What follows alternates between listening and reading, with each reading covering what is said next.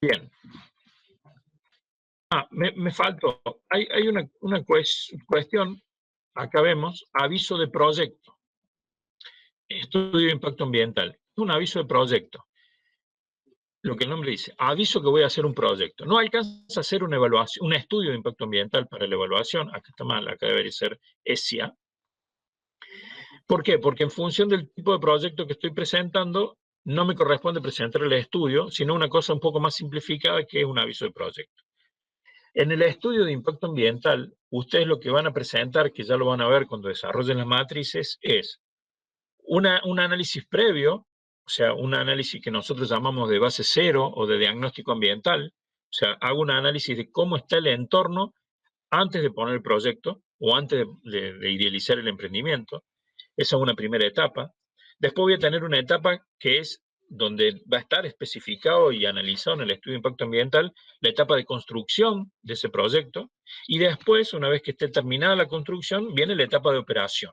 Y también en algunos proyectos me van a pedir que haga un estudio de impacto ambiental del cierre, de la clausura o del abandono, porque todo proyecto tiene un horizonte de vida útil, por más que después tratemos de extender esa vida útil, pero siempre cuando yo armo un proyecto tengo que poner un horizonte de vida útil. Entonces lo que tengo que plantear es, después de que finalice la vida útil de ese proyecto, de qué manera voy a hacer el cierre o la clausura o el abandono de ese proyecto.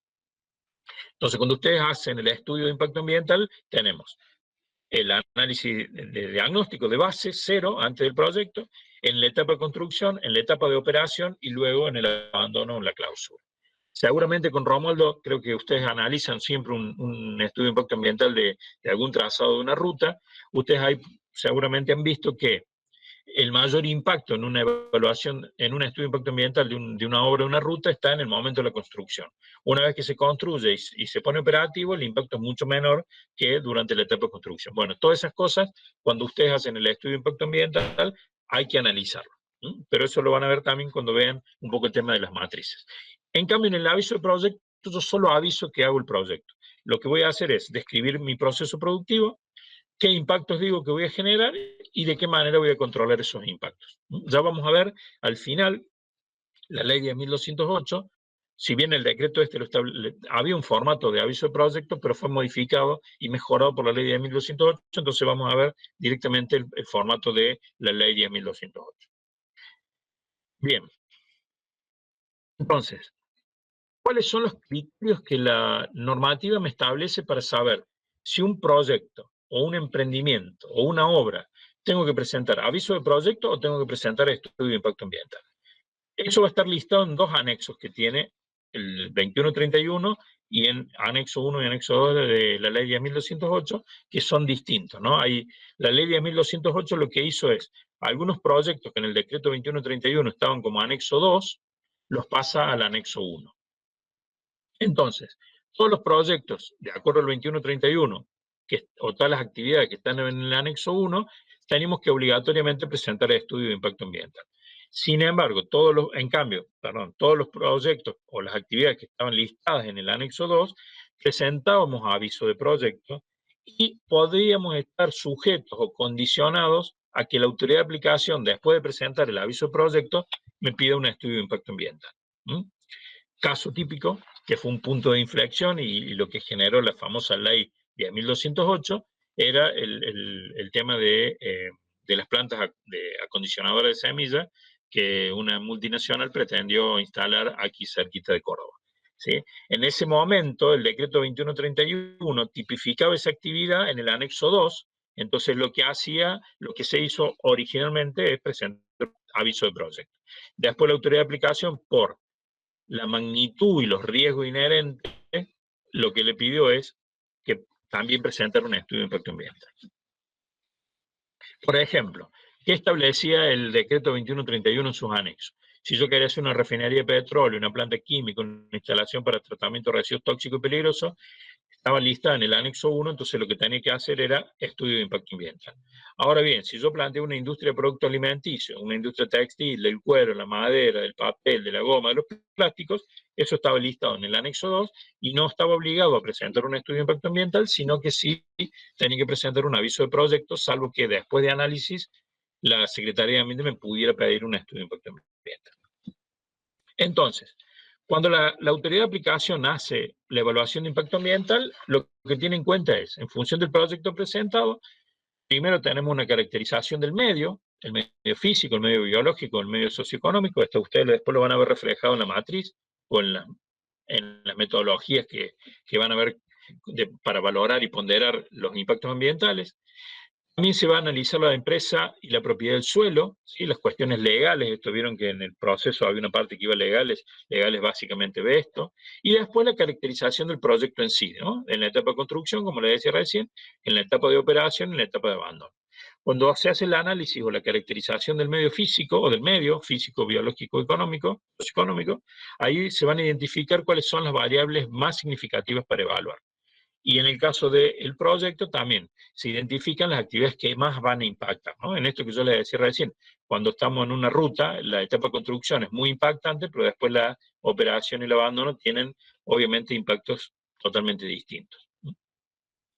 Acá es importante caracterizar el estado cero, esto que yo les decía recién, el diagnóstico de base ambiental, ¿no? Para ver cómo estaba ese entorno natural antes del proyecto. ¿Y por qué es importante esto? Porque imagínense que yo no hago un diagnóstico de cómo está el entorno antes del emprendimiento. Y después pongo el emprendimiento y resulta que aparece la napa contaminada.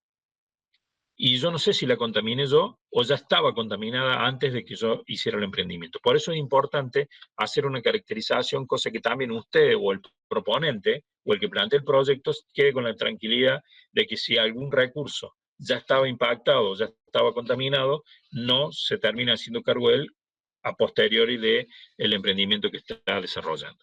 Entonces, voy a identificar impactos, van a haber algunas metodologías para identificar, y después también hay metodologías para evaluar impactos. Esto es cualificarlos y esto es cuantificarlos. Depende del tipo de proyecto, es lo que más se utiliza, y para uno u otro caso, o para ambos, hay distintas metodologías que las vamos a ver en la próxima presentación. Esto lo que me va a marcar también son las propuestas de mitigación. En esta instancia, cuando hay participación ciudadana, debe darse. Luego de la participación ciudadana, con todo el informe técnico y de seguimiento y monitoreo, ahí se dicta la resolución. Entonces, esto es un pequeño gráfico de cómo es el proceso de evaluación de impacto ambiental o cómo la autoridad de aplicación puede enfocar la metodología de evaluación de impacto. Ahora nos vamos rápido a la ley 10.208.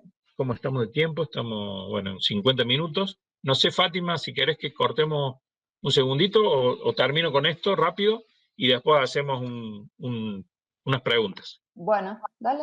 Continuamos. Bueno, la ley 10.208, entonces. Yo les decía que la ley, o Córdoba, a partir de la ley 10.208, empezó a incorporar algunos términos de referencia un poco más de lo que ya teníamos. Y eso lo hizo a través de resoluciones o decretos. Entonces, la ley 10.208 hoy la tenemos reglamentada por la resolución 214, que era el registro temático de profesionales, que antes era la 241 del 2014. La resolución 105 del año 2017, que fija los estándares de calidad de aire en la provincia, porque Córdoba tenía una ley de aire, pero cuando se publicó la ley, esa ley tenía un anexo de calidad de aire y nunca se publicó el anexo. Entonces estaba la ley, pero no teníamos el anexo para poder comparar. Entonces utilizábamos, por ejemplo, para monitoreo de aire ambiental en lo que eran las plantas de acopio, teníamos que utilizar una normativa de la provincia de Buenos Aires para poder comparar los valores. Bueno, a partir del año 2017 y de esta resolución, tenemos estándares de aire, o sea, tenemos un término de referencia. ¿Qué quiere decir con esto? Si yo tengo un emprendimiento industrial y genero gases y los elimino por una chimenea, ahí voy a tener fijado cuáles son los niveles permitidos de emisión que voy a tener en función de cada tipo de actividad, cada tipo de contaminante. Incluso lo bueno que tiene esta resolución, que empieza a regular o pone estándares también para los olores, ¿no? Que es una cosa difícil, pero esta resolución los establece esos estándares de calidad. La otra resolución que ustedes la van a ver, la vamos a ver en el curso de gestión de efluentes, es la resolución 29 del año 2017, que me fija estos estándares ambientales para la emisión o de efluentes, y estándares tecnológicos para la gestión y aplicación agronómica de los residuos pecuarios de la provincia.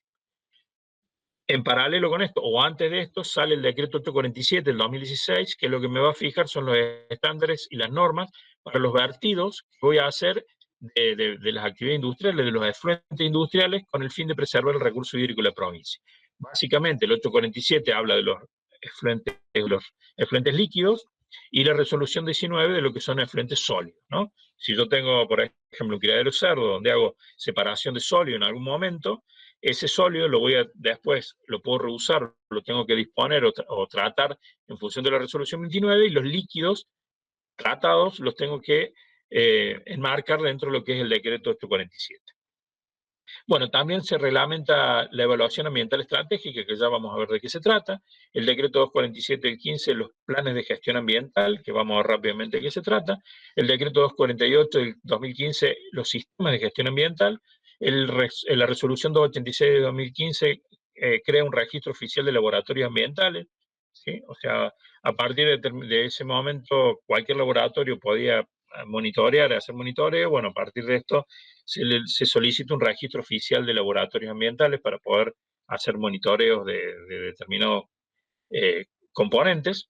Y el decreto 288 del 2015, que establece la figura del seguro ambiental. Entonces, acá toma un poco de la normativa nacional y, por ejemplo, establece que cuando yo presento o el aviso de proyecto o el estudio de impacto ambiental o la auditoría ambiental, tengo que presentar también el cálculo del nivel de la complejidad ambiental, que en base a eso me va a determinar si mi actividad requiere o no que yo tenga que contratar un seguro ambiental obligatorio. Bien, dentro de la ley, bueno, incorpora una cosa importante, los principios de la Ley General de Ambiente, la 25675, ¿se acuerdan que vimos el otro día? Esos 10 principios que estaban en letras chiquitas, que yo no se los leí, pero que les dije que los vean, los incorpora, porque hasta antes de esta ley era frecuente el tema de los amparos, porque como Córdoba no los tenía incorporados, por más que estuvieran en la ley de presupuestos mínimos y Córdoba adherida, pero bueno, los incorporó para evitar confusiones. Y dentro de lo que son instrumentos de política y gestión ambiental, o sea, mantiene algunos del decreto 2131, pero incorpora algunos nuevos. Por ejemplo, el ordenamiento ambiental del territorio. Bueno, la evaluación de impacto ambiental ya la teníamos en el decreto 2131, ahora como nuevo la evaluación ambiental estratégica. Los planes de gestión ambiental los formaliza un poco más de lo que estaban en el 2131, al igual que los sistemas de gestión. El control de las actividades antrópicas estaba establecido. Esto también es bastante nuevo, o sea, nuevo con respecto al 2131, fija estándares y normas, como estos que vimos recién. Establece el tema de educación ambiental, que en el 7341 también estaba establecido. La información y diagnóstico ambiental, esto también es una cosa nueva. Ya vamos a ver, yo les voy a mostrar esto del compromiso que tiene la autoridad de aplicación con respecto a esto. La participación ciudadana, esto también cambia un poco importante con respecto al 2131, el seguro ambiental que en el 2131 no estaba, y establece medidas de autogestión ambiental con incentivos y algunos alicientes ambientales. Si bien está escrito, estos incentivos y estos alicientes son todavía de poco uso por parte del Estado. Bien, esto del ordenamiento ambiental del territorio. Primero, para permitir un desarrollo global, debiera ser un proceso participativo entre municipios y comunas. No sé si ustedes han conocido la ley de lo que es el área metropolitana de Córdoba, que hay una ley que establece el uso del suelo en todo el área metropolitana. Allí se hizo un ordenamiento ambiental del territorio, entonces tanto el municipio de la ciudad como los 13 o 14 municipios de lo que se conoce como el Gran Córdoba se pusieron de acuerdo y establecieron allí las zonas en donde, si hoy no están urbanizadas, hacia dónde se va a urbanizar, qué es lo que no se puede urbanizar, dónde va a haber actividad industrial, dónde va a haber actividad rural, si tengo que hacer rutas nuevas, cuáles son esos trazados. De hecho, ahí está establecido, por ejemplo, ya dónde va a ser el anillo circunvalación 2 y el anillo circunvalación 3 de la ciudad de Córdoba. Bueno, eso es el ordenamiento ambiental participativo entre municipios y comunas con la provincia. ¿Para qué? Para asegurar el uso adecuado de los recursos naturales. Recursos ambientales. En algunos otros países, por ejemplo en España, ustedes tienen por región estos planes de ordenamiento territorial. Entonces ustedes van a ver, si quieren hacer una actividad industrial determinada, van a tener las zonas de la región donde las pueden hacer y las zonas donde no se puede hacer ese tipo de actividad, ¿sí? Eso es un poco el ordenamiento ambiental del territorio, una mirada un poco más macro del uso del suelo en una región o en una cuenca, o en el caso puntual, en el ámbito de la provincia de Córdoba. Bueno, establecí objetivos, que en 120 días había que convocar el desarrollo de la propuesta y en 365 días de sancionar la ley debía estar ingresado a la legislatura ese proyecto de ordenamiento. Bueno, esto no se está cumpliendo de acuerdo a lo que la propia ley estableció.